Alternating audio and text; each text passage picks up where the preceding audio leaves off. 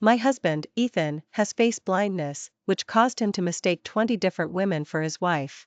The first time, he was passionately kissing an intern in a cubicle, his hands cupping her face. The second time, he slept with an assistant in our king-sized bed, sharing the same pillow. The third time, he was embracing the campus belle from the dance department, rolling playfully on the lush green lawn. Every time, I would pull out our marriage certificate, and he would kneel before me, crying his heart out. "Stella, please don't despise me," he'd plead. "I truly mistook them for you." Because of this, I wore the same clothes, and even let him draw a special heart on my face. Until the woman from his past returned to the country. I watched him weave through the crowded airport, walk straight to her, hug her tightly, and intimately call out her name. "Chloe, welcome back." It turned out he never had face blindness at all, he was just selectively face blind. In that moment, I took off my wedding ring, my heart utterly broken. Before we continue, please subscribe to this channel and tell us in the comments where you're listening from. Ethan took Chloe back to our home. When he saw me, he looked completely innocent. "Who are you, and why are you in my house? I'm warning you, don't even think about ruining the relationship between me and my wife. Get out immediately." At that moment, I didn't even have the interest to show him our marriage certificate. I stared intently into his eyes, hoping to find a hint of shame or guilt, but all I saw was disdain and contempt. At that moment, I suddenly wanted to laugh. How foolish and pathetic I had been. He must be thrilled, having played me for a fool for 3 years. He probably even laughed at me behind my back. "It serves you right for being so stupid and a love-struck fool, you deserve to be deceived." I couldn't help but wonder if Ethan had a heart at all, and coldly began to reveal the cruel past. "Ethan, your face blin. Ness has flared up again. You actually brought your enemy's daughter home. Years ago, she conspired with the young master of the Hayes family, the Gu family's sworn enemy, to frame the Gu family for smuggling, leading to the company's bankruptcy and Stella's father's tragic death. Have you forgotten? When you confronted her, she had her bodyguards pin you down in the rain and beat you, breaking your leg and 3 ribs. That's when your mind snapped, and you developed face blindness." Only 6 years had passed since those brutal facts, and I couldn't believe he'd forgotten. A flicker of emotion seemed to cross Ethan's face, but before he could speak, Chloe interjected, "Ethan, you just covered my neck with hickeys. And you sent me messages saying you'd only love me this lifetime. Have you forgotten?"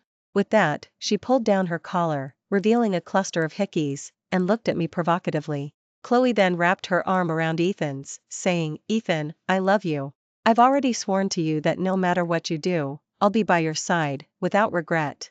A look of fondness flashed across Ethan's face, and he pulled her into a tight embrace. "Good. This time, I'll make sure you never leave me." Then, he harshly shouted at me, "Where did you come from, you fraud? I have face blindness, but I'm not stupid. I still remember the scent of my wife. Get out immediately." The bodyguards were about to come forward and remove me when Chloe gave me a chilling smile. "Ethan, we shouldn't just let her go. What if she's a setup by a rival, trying to find something to use against you? I think it's best to lock her up and interrogate her thoroughly. Don't leave any loose ends." Ethan nodded, then instructed his bodyguards, "Lock her in the basement and interrogate her thoroughly with torture devices. Only release her when she reveals who's behind this." Several bodyguards looked at me hesitantly, then at Ethan, finally unable to hold back. "Mr. Ethan, she really is Rs. Stella, not a fraud." Ethan exploded in rage, kicking one of the bodyguards. "You scoundrels! Don't I know my own wife? Tell me, have you all been bribed by her?" At his words, the bodyguards immediately stopped arguing and dragged me towards the basement. With a thud, I was thrown onto the ground. The bodyguards looked at me with troubled expressions. "Mrs. Stella, Mr. Ethan is having another episode. We have no choice but to offend you." With that, they took out a whip from the basement and brought it down hard. A searing pain swept through me. "Speak. Who sent you, you spy?" the bodyguards shouted loudly. I watched the bodyguards' hesitant movements, realizing they were holding back. Just as they slowly raised the whip for the second strike, Chloe appeared at the top of the stairs, arm in arm with Ethan. "Are you lot starving?" Hearing's displeased voice, a look of anger also flared on Ethan's face. "Beat her relentlessly. Make her reveal who's behind this." The bodyguards had no choice but to raise their whips and strike me a few times. Flesh tore instantly, and blood dripped onto the dusty ground. Seeing me bite my lip and refuse to speak, Chloe walked closer and whispered, "Ethan, aren't women most afraid of snakes and dogs? How about we get some to give her a proper welcome?" Ethan hesitated for a moment. Chloe immediately looked displeased. You're not falling for this woman, are you? If that's the case, I'll leave. As she spoke, she quickly leaned in and whispered something into his ear. Ethan instantly panicked and grabbed Chloe. Chloe, we promised forever. You can't leave me. With a wave of his hand, you guys, go find some snakes and dogs. Make that despicable woman suffer some hardship. The bodyguards dared not hesitate and immediately went to prepare.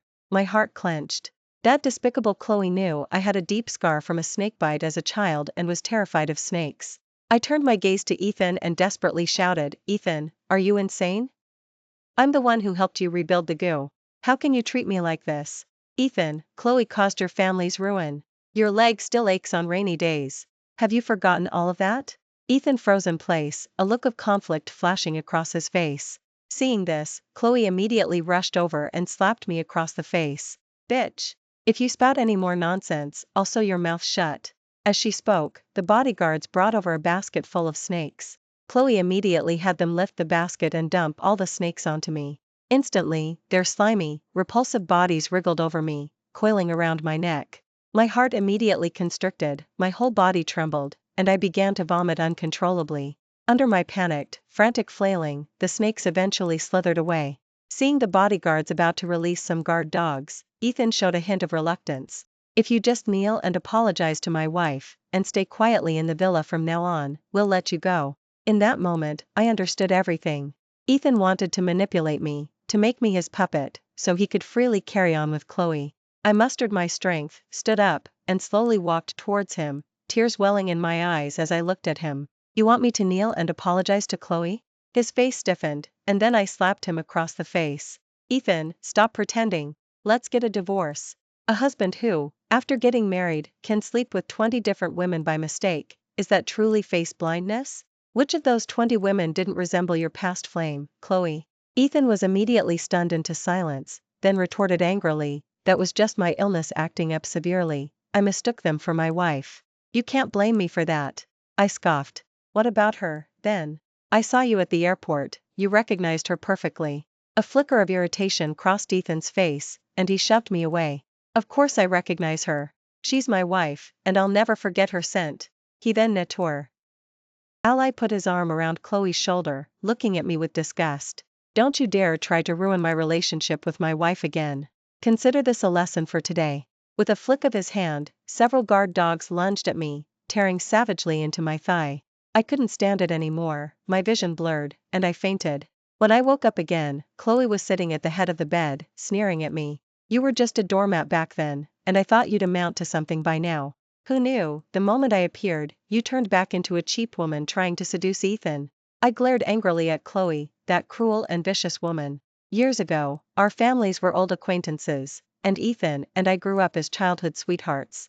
Both sets of parents had intended for us to marry. But then, in our freshman year of college, Chloe appeared. She was bold and fiery, daring to perform a provocative dance in front of all the male students, and could chug directly from a liquor bottle. She was like a fire, igniting Ethan's once calm heart. From that day on, he forgot my birthday, and once even left me alone on the road in the middle of the night, simply because Chloe complained of a headache. When wanted strawberries in the dead of winter, that foolish boy broke into a supermarket late at night, cheerfully delivering them to her. In our senior year, the goo was framed for smuggling. The family went bankrupt in an instant, and Ethan's father suffered a sudden heart attack, was hospitalized, and passed away. Chloe, however, immediately abandoned Ethan and eloped abroad with the young master of the Hayes family. Ethan was utterly devastated, suffered severe psychological trauma, and developed face blindness. I knelt before my father, offering half of our family's assets to help him make a comeback. Together, we suppressed the Hayes, forcing them into bankruptcy. The moment the goo stood at its peak again, Ethan proposed to me with flowers in front of the entire city, vowing to love me for a lifetime. After we married, I sought out doctors and medicines to treat his mental illness, though the results were inconsistent. He would weep in my arms, consumed by guilt. And for him, I always kept the same hairstyle and wore the same clothes, just so he would remember me. I never imagined that with the mere appearance of one person, all his mental illnesses would vanish. Chloe smugly pinched the wound on my leg, a sinister look flashing across her face. Stella, be smart and get out now, or I'll make sure you have no place to be buried. Gritting my teeth against the pain, I shoved Chloe away and said contemptuously, "You low-life hostess, dreaming of seizing my family's assets? In your dreams." Chloe's face instantly darkened, completely overshadowed by a chilling malice. "Fine, then I'll show you how you're going to die." With that, she suddenly fell to the floor with a thud, hitting her forehead on the nightstand, causing blood to stream down. The door burst open, and Ethan stared in shock at Chloe lying on the floor. His face changed dramatically as he rushed over and embraced her. "Chloe, what happened to you?" Chloe raised her hand, pointing at me, and said angrily, "Ethan, I just wanted to ask her again, to make sure there wasn't a misunderstanding. But she shoved me down." "Ethan, this woman is here to seduce you. She just can't stand me. This time, you really need to teach her a lesson." Ethan frowned for a long time, then spoke in a low voice, "Since she's so violent, let's have her confined to the psychiatric facility to calm down." My pupils dilated instantly, and I stared at Ethan in disbelief. Because of his illness, we had been to the psychiatric facility many times, and I knew the torment and suffering within. The screams of countless patients, the electroshock therapy, people confined like dogs in small rooms. It was enough to drive anyone mad in an instant. He had once held me tightly, begging me never to send him there, saying he'd rather die. But today, just because of a single soft word from Chloe, he was going to send me to that hellish place. Watching tightly embrace and comfort Chloe, my heart suddenly settled. There was no longer any stinging pain or stifling oppression. "Chloe, I agree to your terms. Don't send me to the psychiatric facility." At 8 that evening, when Chloe appeared in the ward with a plane ticket, I calmly tore it up and threw it on the floor. Chloe's face instantly contorted with rage. "Stella, you're playing games with me. Do you believe I can have you killed in the psychiatric facility?" I smiled faintly, my gaze sharp as I looked at her. "Chloe, what good would it do you if I died in there? Do you think by getting rid of me, you can seize control of the merged Gusu company? Don't forget, you were the one who broke Ethan's leg, and you were the one who abandoned him. Are you sure he's not just playing with you now, only to retaliate tenfold later?" Chloe fell silent, looking at me with suspicion. I spoke slowly, "Let's work together. I'll send Ethan to hell, and you take half of his assets." Chloe considered this for a long time, then finally smiled. "Aside from being a love-struck fool, you're quite clever. I believe you won't disappoint me. Deal." 3 days later, at Chloe's insistence, Ethan agreed to hold a grand wedding for her. When the news broke, everyone in Riverbend City was stunned. Wasn't Mrs. Stella the wife of Mr. Ethan? Had they divorced? The gossip headlines were very active, constantly reporting on their new developments.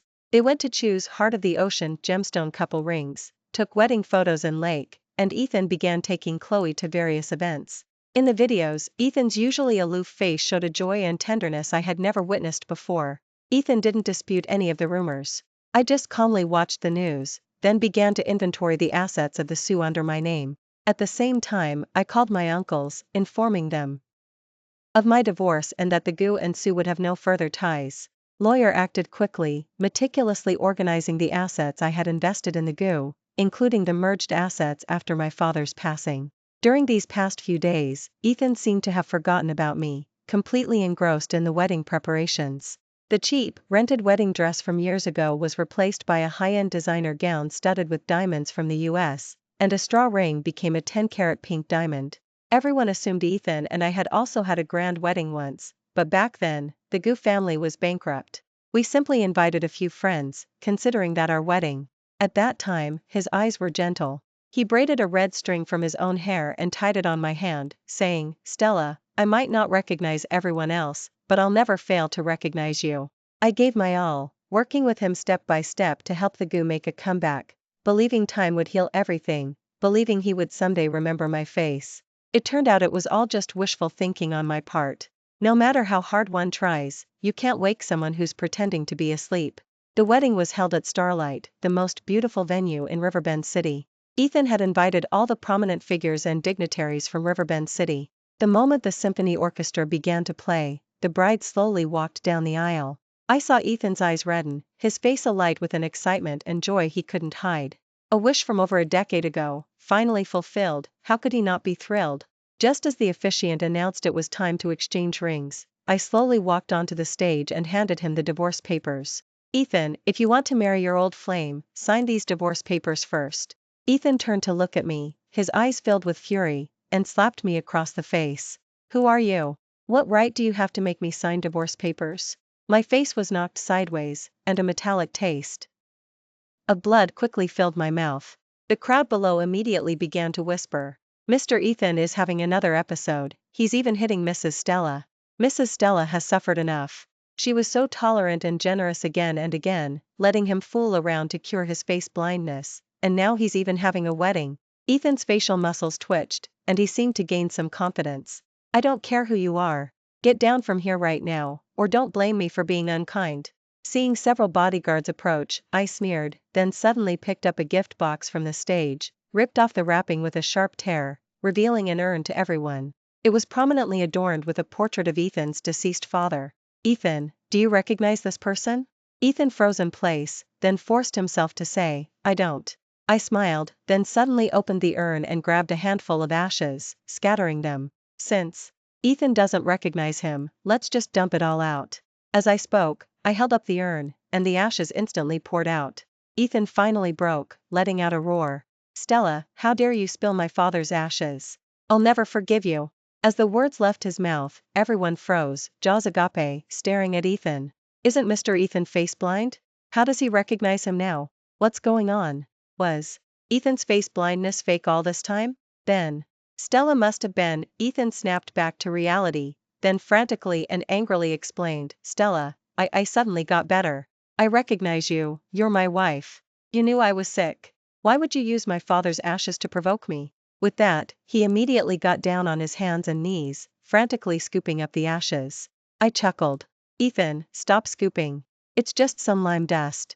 Did you really think I was as heartless and cruel as you?" Ethan stood there, instantly mortified, his face flushed red. I took a step closer to him, staring intently into his eyes.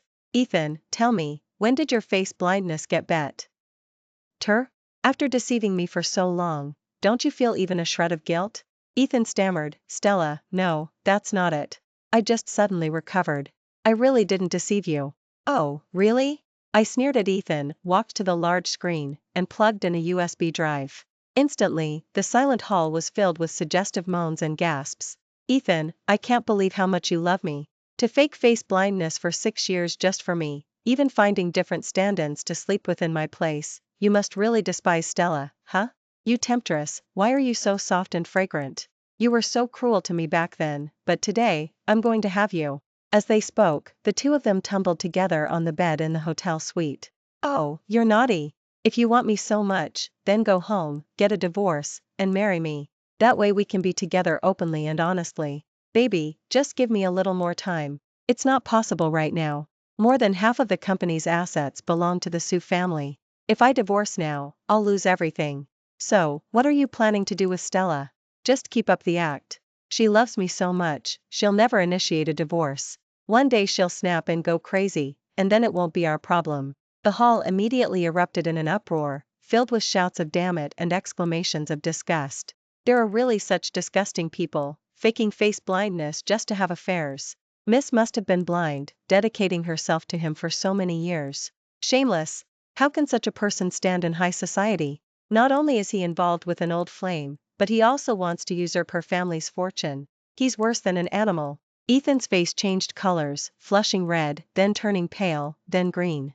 Ultimately, he could no longer argue that his face blindness had suddenly healed, or that the 20 women he'd slept with were merely mistakes due to his condition. Just as Ethan was sweating profusely, racking his brains to salvage his reputation, an assistant suddenly rushed onto the stage. "Mr. Ethan, it's bad. The company's core technical team has collectively resigned and already left the company." Ethan froze for a moment, and just as he was about to speak, Secretary also rushed onto the stage in a panic. "Mr. Ethan, it's bad. Someone reported us for smuggling. Now, a tripartite joint law enforcement team has entered the company for investigation, and the company has been sealed." Everyone quickly pulled out their phones, only to discover that the goo had rapidly hit the headlines. The story about Ethan faking face blindness also quickly topped the trending topics. In just a few minutes, millions of people had shared the news, and everyone unanimously flocked to the goo's official website to unleash their fury. "Boycott this heartless, animalistic company's products. Let's bring justice back to society. Shameless freeloading man, go to hell." The company's shares plummeted rapidly, and various directors called me one after another, begging me to spare the goo.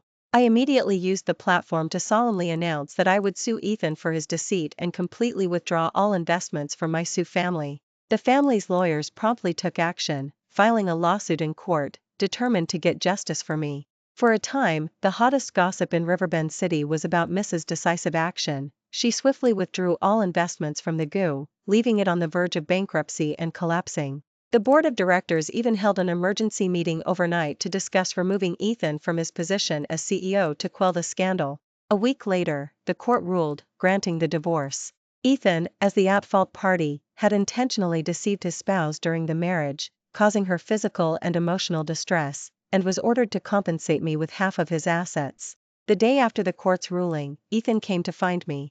He looked at me with heavy eyes, then dropped to his knees before me with a Thursday. His voice filled with sorrow. Stella, I'm sorry, I was wrong. Can we not get a divorce? I just couldn't accept it, I couldn't swallow my pride.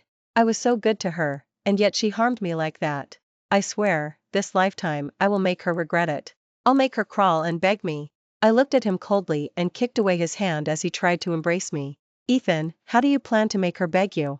Will it be by having her passionately plead with you in bed? Ethan, for you, I didn't change my clothes or hairstyle for 6 years.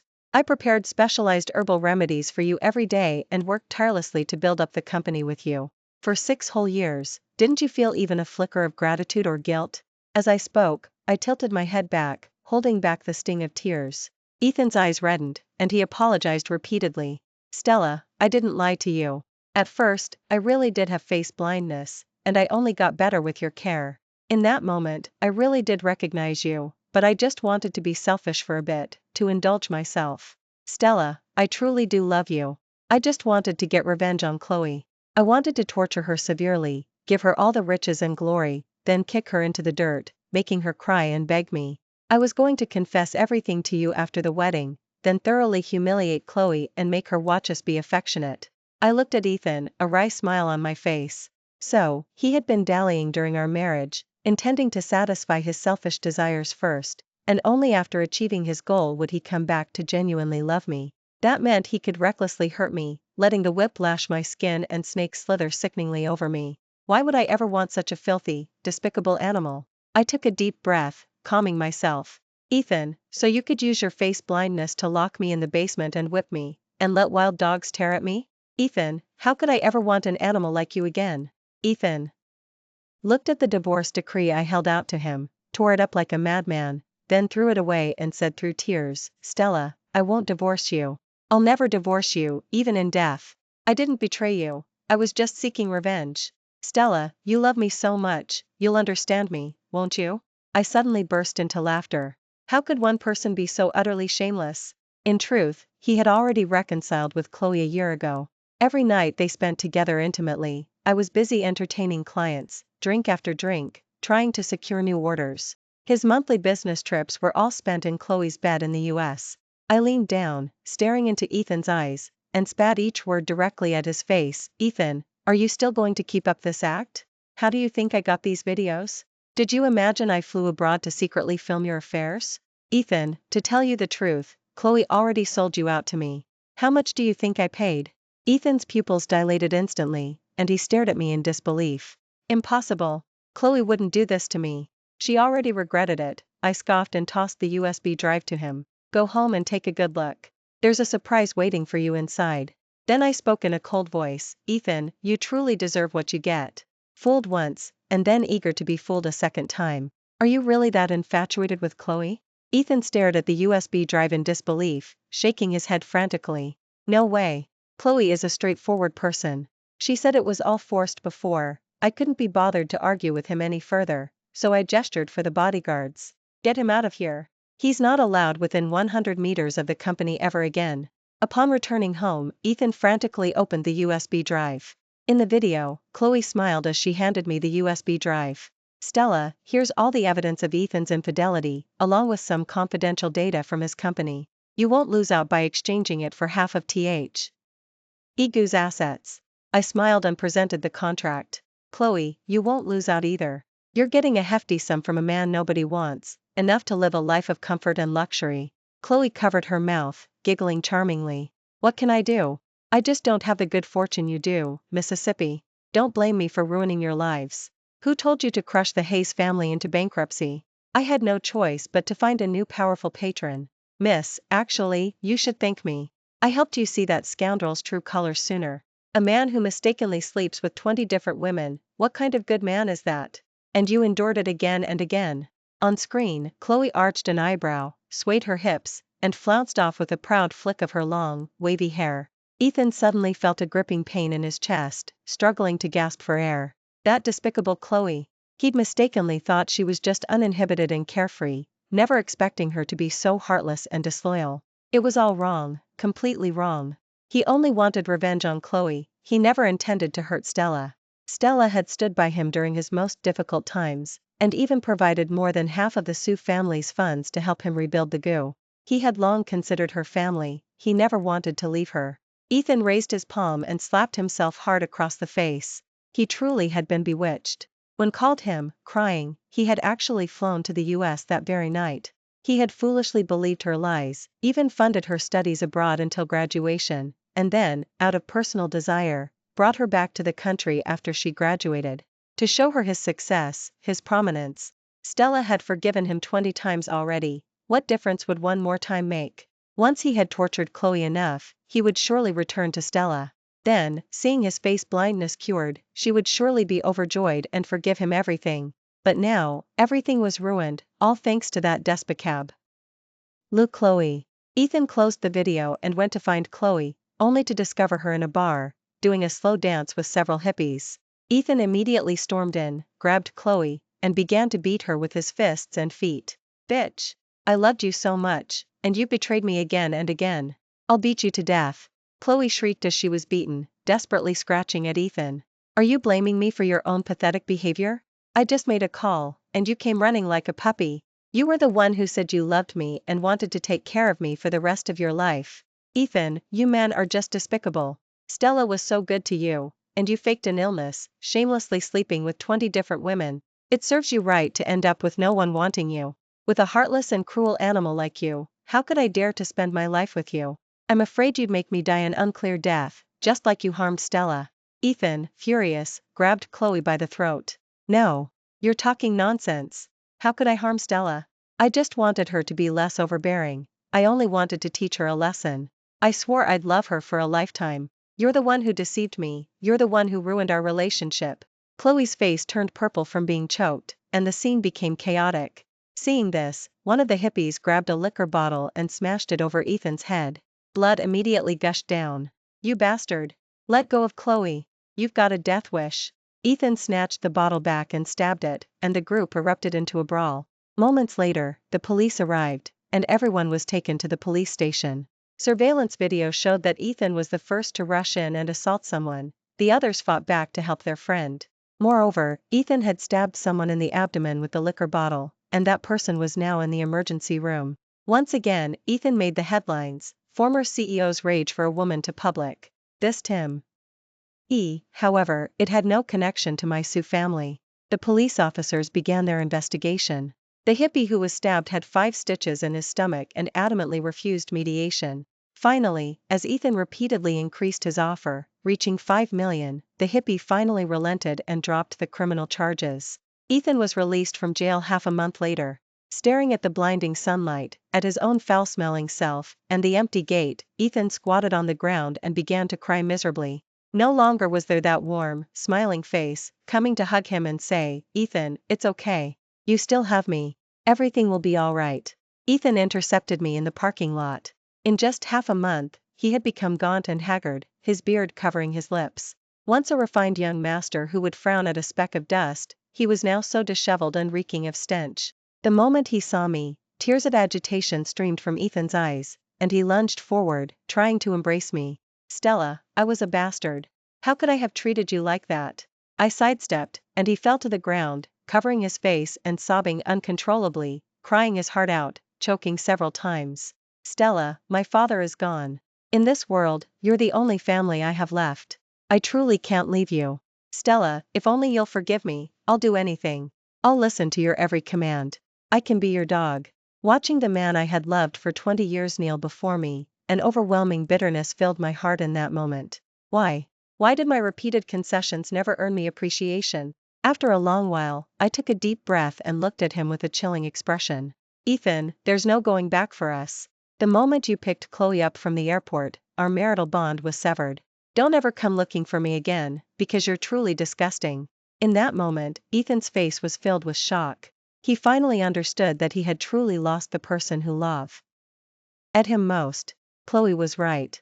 It served him right that Stella didn't want him, a scumbag like him didn't deserve her. 3 months later, an influential family elder introduced me to his nephew, Noah, a brilliant scholar who had returned from studying abroad. He was a very warm person. He would carefully brush stray hairs from my ear and drape a coat over me when the wind picked up. He would remember every fleeting expression of mine, my morning smile, my midday frown, my flushed face in the evening. Even if I wore heavy makeup, he could spot me in a crowd of thousands and lead me home by the hand. Less than a month later, he proposed to me. I awkwardly told him my story, revealing my divorced status. He affectionately held me close. Stella, it's not your fault. You are a loyal and righteous woman, worthy of my lifelong love. That day, my hands trembling, I put on the ring and burst into tears. I realized I wasn't the love-struck fool or idiot others called me. As if to vindicate me, Noah specially hosted a lavish engagement party, buying starlight for me as a betrothal gift. On the day of the engagement, I watched, jaw agape, as a series of numbered private jets landed on the lawn. Noah gently took my hand and kissed it. Silly girl, he chuckled, these are all your husband's friends. Shouldn't you, as the hostess, go greet them? Later, I learned that Noah not only had his own company but also his own research and development team. He was also the Chinese representative for the National Institute stationed in the US, with his tireless efforts behind every single development. Noah and my engagement instantly became the top headlines in Riverbend City. Miss remarries tycoon, Riverbend City RD welcomes a benefactor. Courageous and strategic, Miss is a model for modern. The engagement ceremony was sensationally reported for 3 days, and then another major news story broke in Riverbend City. Former corporation CEO commits over love, both dead in room. Eating that news, I smiled faintly. When the lawyer asked me why I wasn't pressing charges against Chloe, I simply smiled and said, they needed some capital to have the nerve to defy me and show off. After the divorce, Ethan not only compensated me with half of the family assets, but many minor issues were also uncovered during his company's audit. After scrambling to resolve everything, he finally smoothed things over. But Ethan's company had very few partners left. Compounded by the fact that everyone in Riverbend City knew of his deplorable actions, the little he got from cashing in his shares was minimal, and no one was willing to work with him anymore. He desperately begged everyone he knew for partnerships, but they all turned him down. Meanwhile, Chloe, young and beautiful, quickly became a wealthy young woman with the money I had given her, surrounded by handsome men. One day, Ethan, waiting outside the hotel to meet Mr. David about a potential partnership, happened to see Chloe emerge, flamboyantly dressed and embracing a handsome man. Ethan, recalling their past, was immediately consumed by rage and lunged at Chloe, intending to hit her. The current Chloe was no longer the same, she had a retinue of sycophantic hangers-on, who immediately grabbed Ethan and gave him a brutal beating. That day, Chloe stepped on his face before walking away triumphantly, warning him that if he bothered her again, she would break his legs. Ethan went home and recuperated for a full week. Staring at the empty small room, he then slipped into Chloe's house under the cover of night. He didn't say a word, simply took a knife and brutally stabbed Chloe 18 times, ultimately setting the room ablaze and perishing in the fire himself. Their grudges and resentments dissipated into thin air with the great fire. Years later, autumn grass rustled around Ethan's tombstone, and I was taking Leo to a colleague's father's funeral. Leo's innocent voice piped up, "Mommy, why doesn't his tombstone have any flowers? It's so sad." I looked at the desolate tombstone and calmly said, "Because the person buried here didn't acknowledge others, others didn't acknowledge him either, so no one brings him flowers." Leo suddenly understood, "Mommy, I get it now. If you give flowers to others, they will give you flowers back." I smiled, kissed Leo, and strode out of the cemetery. From then on, I knew that cultivating my own joy would fill my life with its own sweet fragrance. Thank you for watching today's story. If you enjoyed this video, please like and share it with your friends. We look forward to hearing your thoughts in the comments section. Feel free to share your opinions, and don't forget to subscribe to our channel for more captivating stories. See you next time.